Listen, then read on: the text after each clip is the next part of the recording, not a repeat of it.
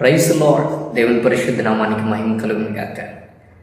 మీకు మాట చెప్పనా, దేవుడు ఏదైనా చేస్తాను అన్నాడంటే ఖచ్చితంగా దాన్ని చేసి తీరుతాడు. ఎందుకంటే వాగ్దానం చేసిన దేవుడు నమ్మదగిన వాడు, దాన్ని నెరవేర్చగలిగిన సామర్థ్యం కలిగిన వాడు. దేవుడు నిన్ను స్వస్థపరుస్తానని చెప్పాడా? ఖచ్చితంగా ఆయన నిన్ను స్వస్థపరుస్తాడు. దేవుడు నిన్ను విడిపిస్తానని చెప్పారా? ఖచ్చితంగా ఆయన తప్పక నిన్ను విడిపిస్తారు.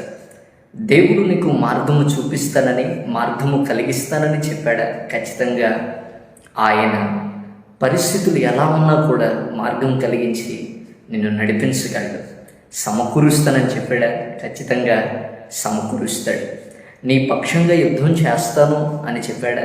ఖచ్చితంగా నీ పక్షంగా ఆయన యుద్ధం చేస్తాడు.